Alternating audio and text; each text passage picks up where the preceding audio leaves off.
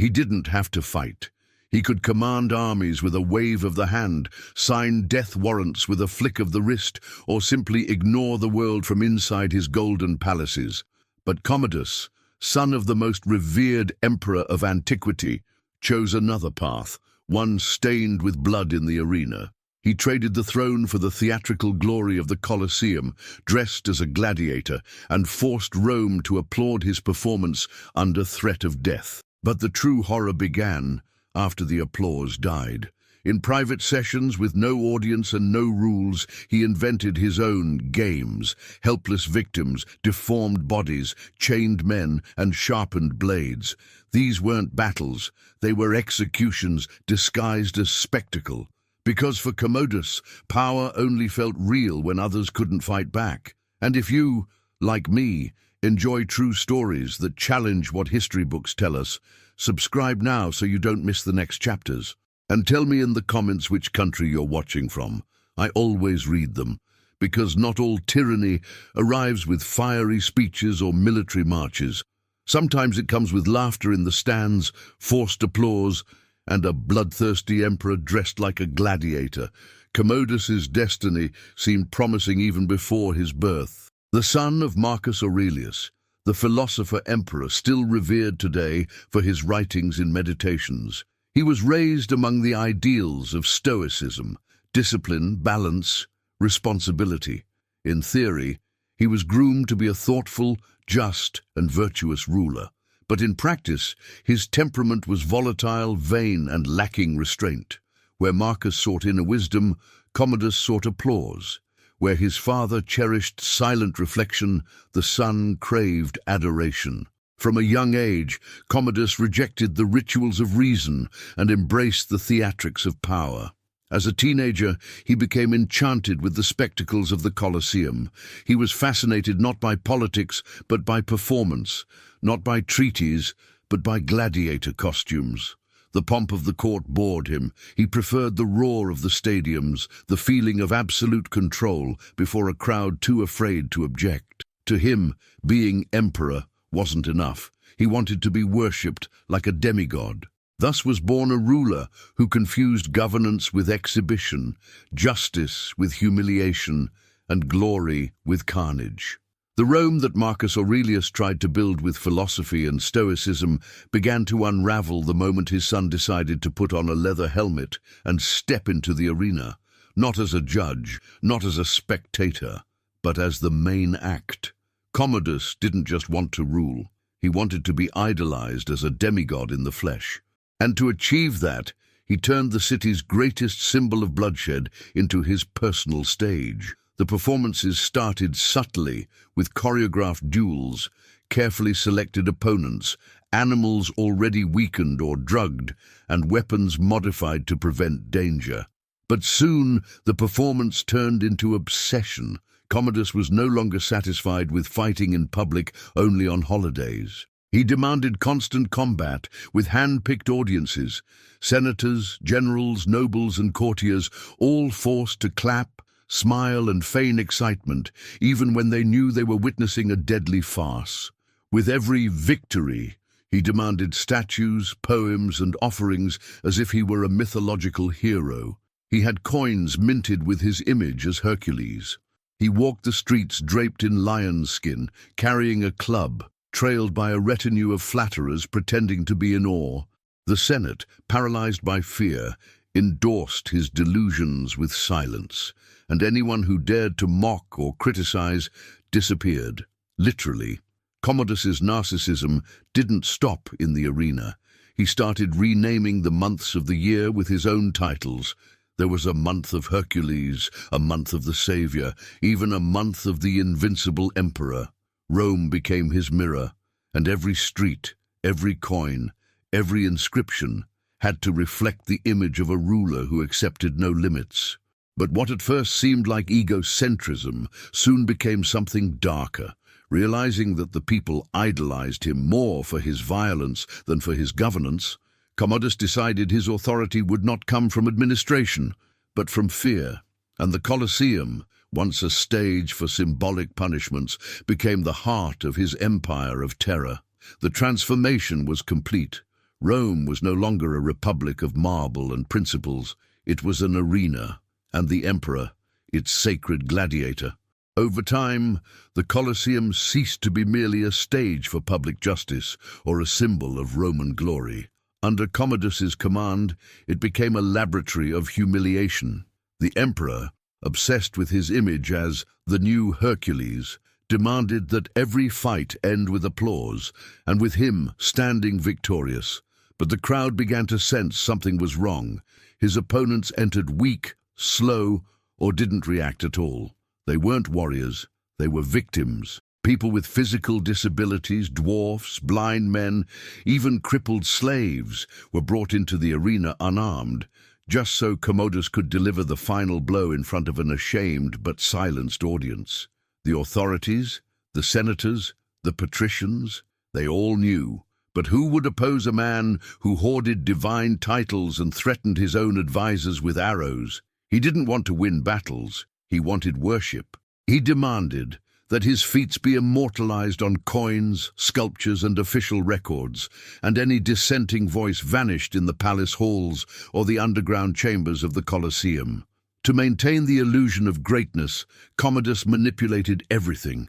Opponents paid to lose, spectacles staged with real blood, and a populace drugged by bread and fear.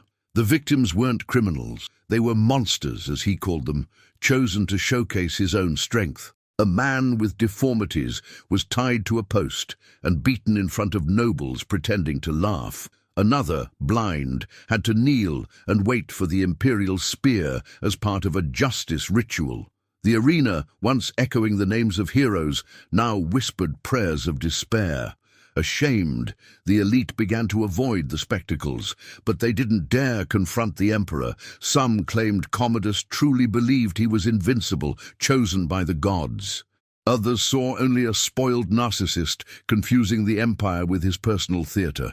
But as the Colosseum walls reverberated with forced applause and unjust blood, one truth became undeniable.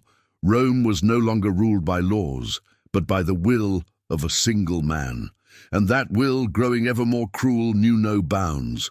The Colosseum was no longer just a venue for public entertainment.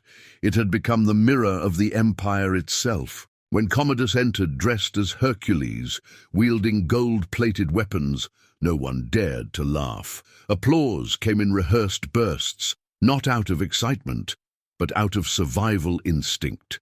Senators who once debated philosophy now competed to flatter the emperor in the royal box.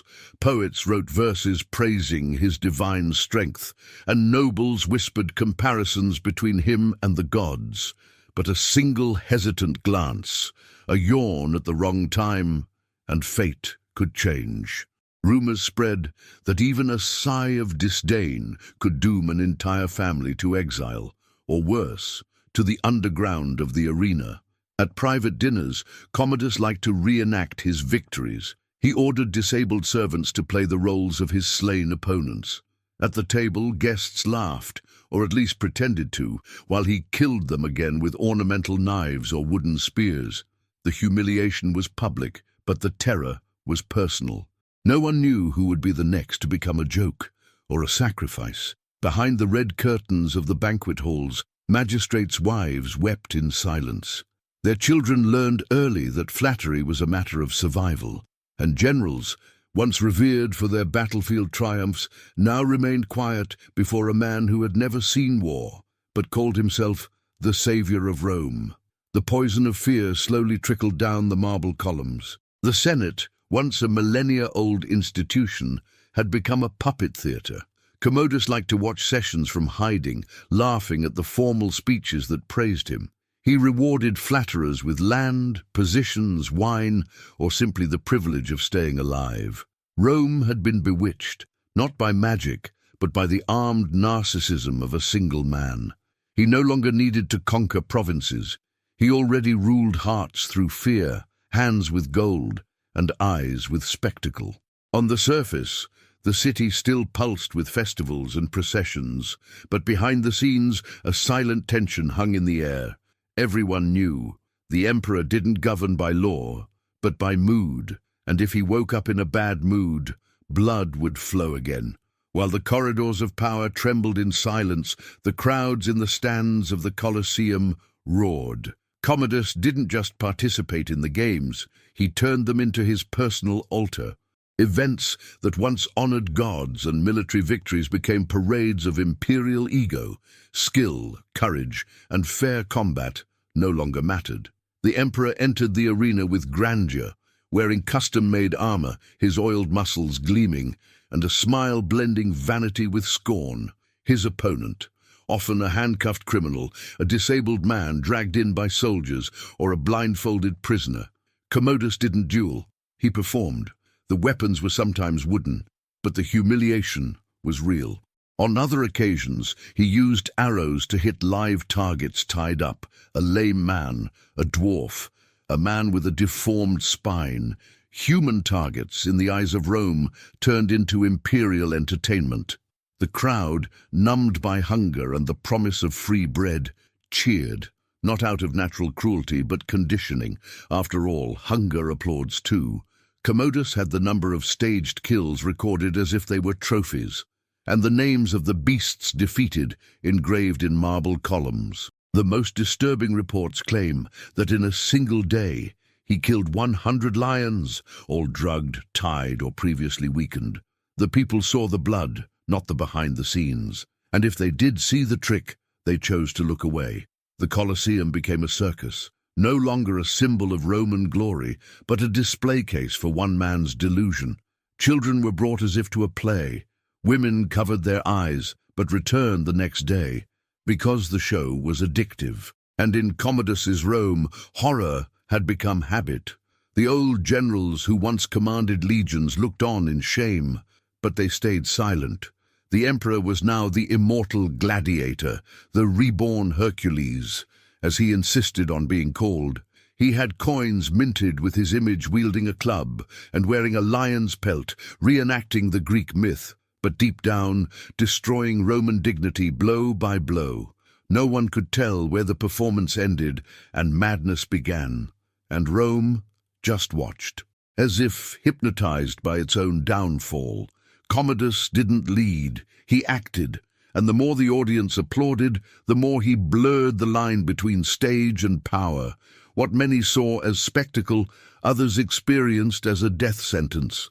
As Commodus sank deeper into his obsession with the bloody stage, his cruelty began targeting those who never should have been called enemies. He didn't want warriors, he wanted figures that would provoke horror, shock, and submission from the crowd. Ancient accounts claim the emperor began selecting his victims from the most vulnerable in the population. People with visible illnesses, war mutilations, congenital deformities. He summoned them to the Colosseum with promises of redemption, food, or pardon.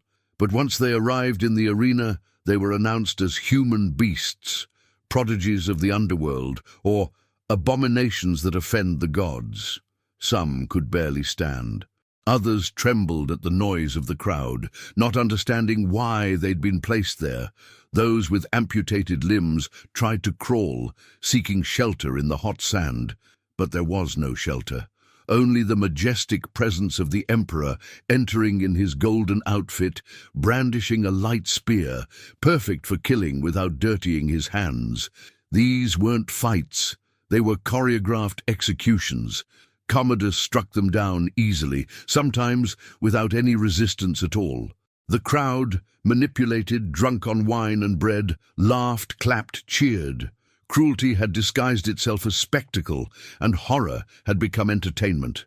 At one point it said he ordered dozens of dwarfs to be armed with tiny swords and forced to fight each other while he watched, laughing with the nobles. The descriptions vary, but they all share one thing in common: the complete dehumanization of those deemed abnormal. And Rome, the civilization once proud of its law, morality, and order, watched passively as its soul dissolved. These bodies never had statues. Their names were never carved in marble. There was no official mourning. They were treated as objects, then discarded. Their screams echoed off the walls of the Colosseum, but never reached the halls of the Senate. To this day, historians try to separate political exaggeration from documented fact. After all, many of these accounts were written after Commodus's death by men with reason to tarnish his image further. But even if only a fraction is true, it's monstrous enough never to be forgotten. Because while the books speak of the emperor who fought as a gladiator, few mention the nameless victims, those killed not for threat, but for appearance, not for crime, but for the convenience of spectacle. And they, the forgotten ones, perhaps reveal best what Rome became in the end, an empire that murdered its own humanity to the sound of applause from the stands. By then, Commodus no longer ruled as a man. He saw himself as a divine being. The throne, the titles, the glory of an entire empire, none of it was enough. Commodus wanted worship, out loud, without hesitation. He had statues carved of himself wearing the Nemean lion's skin, like Hercules. In one, he held a club in his right hand and a severed head in his left, the face of the victim, a senator who had dared laugh at his arena performance. That exaltation wasn't just symbolic, it became protocol. Everyone had to call him the reborn Hercules, Lord of the Sword, the invincible savior of Rome. Anyone who got it wrong bled. Priests, generals, intellectuals, all were forced to bow before the new god. Commodus ordered Rome to be renamed after himself, Colonia Commodiana. The legions, they were renamed the armies of Commodus the Divine. The streets received new names, and he a new delusion. At banquets, he handed out coins bearing his image as a demigod. He claimed the gods had sent him to purify the city, and to him, purifying meant killing. At private feasts, he reenacted his own ascension to Olympus. He had meat served covered in gold and wine tinged with blood, sometimes real. The guests applauded, pretended enthusiasm. But inside, they begged to survive the night. Madness consumed the palace. Commodus began carrying a wooden club on his back. He demanded his guards dress as centaurs, and that servants chant war hymns whenever he entered a room. The Senate, humiliated, found itself reduced to a chorus of voiceless flatterers. No law passed without his blessing. No execution needed justification anymore. But the people still applauded him, because he kept handing out bread, kept staging victories in the Colosseum. And in Commodus's Rome, a full stomach was worth more than a free mind. He knew it. That's why he smiled as he killed. He knew that in the heart of the capital, the line between madness and spectacle had dissolved. And while everyone pretended not to see, the empire began to rot from within. In the eyes of the people, Commodus was a living spectacle. But in the shadows, he was building a list. Names were written down, crossed out, replaced. Senators, magistrates, even generals. A single sideways glance, a word said at the wrong time, or mere silence in response to his orders. And the fate was sealed. Punishment came without trial. There were no hearings, no defenses, no formal charges. The empire became a machine of fear, where even the most powerful trembled at the sound of footsteps in the night. Some simply disappeared. Others reappeared in Colosseum spectacles, disguised as criminals or enslaved, serving as live targets for the emperor who called himself a god, dying under applause, with fabricated guilt and real blood. The palace dungeons became waiting rooms for death, and Commodus insisted on overseeing every execution. He preferred theatrical methods. Some died in front of select guests as a silent warning. Others had their properties seized, their families disgraced, their images erased from public memory. The Senate stayed silent, not out of respect, but out of survival instinct. In the marble corridors, the stench of fear overpowered the scent of incense. Servants whispered, soldiers averted their eyes. Even Commodus's own advisors began sleeping armed, because they knew the Lord of the Sword was unpredictable and his blade knew no loyalty. Commodus no longer needed a reason. Desire was enough. With every name crossed out, a new statue was commissioned with his face. With every body eliminated, he felt closer to the gods. The empire, once ruled by law and philosophy, was now at the mercy of blood-stained narcissism, where power no longer came from reason, but from death. And the Colosseum, once a symbol of military glory, had become the silent courtroom of a tyrant who had no need for judges. In Commodus's Rome, justice didn't carry a scale, it carried a sword. The borders between spectacle and crime had vanished. Commodus was no longer satisfied with killing defeated warriors or people with physical deformities. He wanted to cross every line, even those that Rome, so used to blood, still feared to approach. In one of the darkest accounts of his reign, there is mention of a private session in the Colosseum where mentally ill individuals, people with cognitive and behavioral disabilities, were chained and brought into the arena as if they were exhibition beasts. There was no defense, no fight. Only the emperor's pleasure in watching defenseless bodies writhe on the sandy floor before an audience that, caught between shock and fear, applauded. Because in Rome at that time not clapping was a risk. These victims were presented as abominations, not because they truly were, but because that made it easier to justify the horror. A label was enough to erase their humanity. An order was enough to turn a life into a show. The arena, once a symbol of courage and equal challenge, became the altar of a new religion, the cult of imperial ego. Commodus appeared wielding Hercules' club, his chest bare, crowned like a demigod, and in his presence no one was untouchable. Not the weak, not the mad, not the poor. The public bloodbaths left a deep scar, not only on the dead bodies, but on Rome's own dignity. The empire that had conquered the world now cheered executions of innocents, just to feed the delusion of a man who no longer ruled. He merely performed. They said that after the shows, Commodus would walk among the corpses with calm satisfaction, as if admiring a masterpiece. Servants washed the floor. The arena was swept. But the scent of death clung to the marble, and to the memory of the city. No perfume bath could erase what had been done. By then, the people no longer knew what justice was, could no longer distinguish tyranny from entertainment, and the senators, silent and cornered, understood that the dignity of the Republic had died long before the emperor's body would fall. Rome bled, and it bled in silence. To the eyes of the people, the show went on. Commodus appeared in the stands of the Colosseum like a god incarnate, sword in hand, chest puffed out, collecting deaths like one collects coins. But behind the scenes, the capital of the empire creaked with tension. At every banquet, an ally smiled bitterly.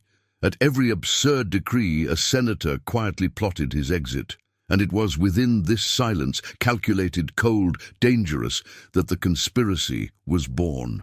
The spark didn't come from the mob, nor from the provinces. It came from the palace, from his own servants, from those who saw that the Rome they once knew was being turned into a circus of horrors.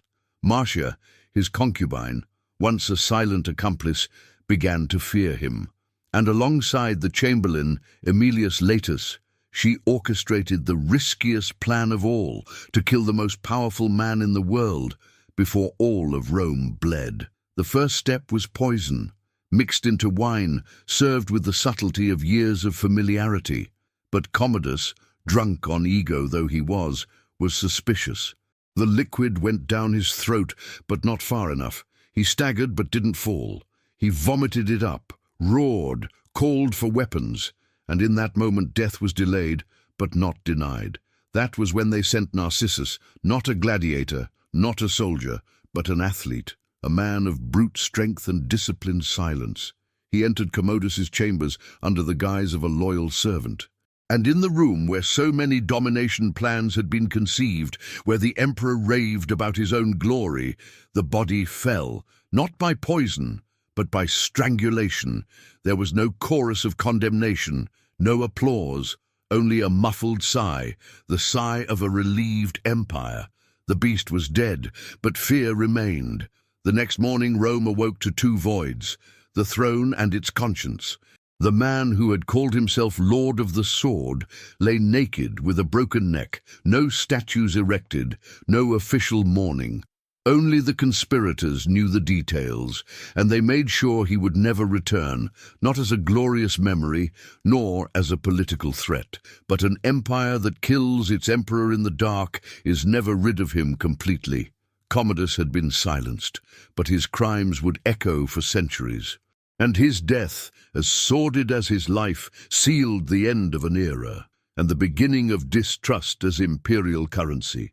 News of Commodus's death spread like fire through dry straw. But unlike the usual commotion following an emperor's fall, Rome reacted with a coldness that felt rehearsed. The bells did not ring, the streets did not fall silent. Instead, in taverns and senate halls, there were disguised sighs and silent toasts. The people who once cheered him at the Colosseum now pretended they had never done so. The same voices that had called for blood while he shot arrows at bound, disabled victims now labeled him mad, tyrannical, a defiler of Roman glory. Their applause had been bought with fear, and with fear buried alongside Commodus's body, the empire seemed to awaken from a nightmare, or perhaps merely slipped into another mask of hypocrisy. In the Senate, the reaction was even more surgical. Within days, senators met to take drastic measures. All images of the emperor were destroyed, his name removed from the currency, his statues broken in half or beheaded as if he had never ruled. The decree of damnatio memoriae, the condemnation of memory, was enforced with full strength. In official records, Commodus would be treated as a torn stain in the scrolls of history. But the bodies he harmed couldn't be erased so easily. The anonymous victims, the crippled killed in arenas, the mentally ill used as bloody toys before crowds, and the human dignity that had been violated, they received no justice. No ceremonies were held for the forgotten, no memorials were built. Rome buried Commodus in haste, but never buried the traumas he left behind. In the city's alleys, among retired soldiers and freed slaves, the stories continued to be whispered, not out of longing, but because they knew it could happen again. Because as long as there is an audience that stays silent in the face of humiliation, there will always be someone ready to turn power into circus and the throne into a stage of shame. The empire would go on, the names would change, but the shadow of Commodus, the emperor who wore the skin of a hero and killed like a monster, would never fully disappear. The death of Commodus did not erase his footprints from the marble of the Colosseum. On the contrary, it was after his assassination that the most grotesque accounts began to emerge. Stories of theatrical executions, of disabled people humiliated in public, of nobles forced to watch carnage with a smile on their faces. But did all of it really happen exactly as the chroniclers wrote? Or did the sharp pens of his political enemies seize the moment of his downfall to create a convenient monster, one that could justify the silent crime that dethroned him? Modern historians try to separate fact from exaggeration. It is true that Commodus fought in the arena and likened himself to Hercules. There are statues and coins that confirm this. It is also undeniable that he ordered the deaths of opponents, like many emperors before him. But the cruelest narratives, like the murder of dwarfs, blind men, and the mentally ill, appear with almost literary detail only after his death, often written by authors tied to the senatorial elite, the same elite that despised him. What is a record? What is revenge written in ink? What is certain is that Commodus's legacy remains wrapped in ambiguity. For some, he was merely a narcissistic despot, addicted to applause and driven by the fear of being forgotten. For others, he was the victim of a political conspiracy that needed to tarnish his image to restore the empire's morality. Perhaps he was both, a man who lost himself in his thirst for greatness, but also an emperor used as a scapegoat by a Rome desperate for redemption. Whatever the absolute truth, which may never be fully known, one thing is clear: After Commodus, the Colosseum ceased to be merely a stage for entertainment and became a mirror of the empire's soul. The arenas that once glorified strength began to showcase the collapse of humanity. Commodus became a symbol, and like all symbols, he is distorted according to the needs of the time, because in the end, more frightening than what he did was what Rome allowed him to do. Commodus turned Rome's glory into a theater of horrors. He died as he lived, without dignity, without honor, and surrounded by silence. But the echo of his actions still vibrates in the stones of the Colosseum. His crimes were buried, but not forgotten, because the empire that once celebrated philosophers also applauded monsters. If this story shocked you, know that Rome still hides names darker than his. Emperors who wielded power as a weapon, women who commanded armies of shadows, and sons who killed fathers for a crown. Subscribe now and turn on notifications. The next video will take you even deeper, because what Commodus did in life, Rome almost erased. But the sand still whispers, and the screams he caused have not finished echoing.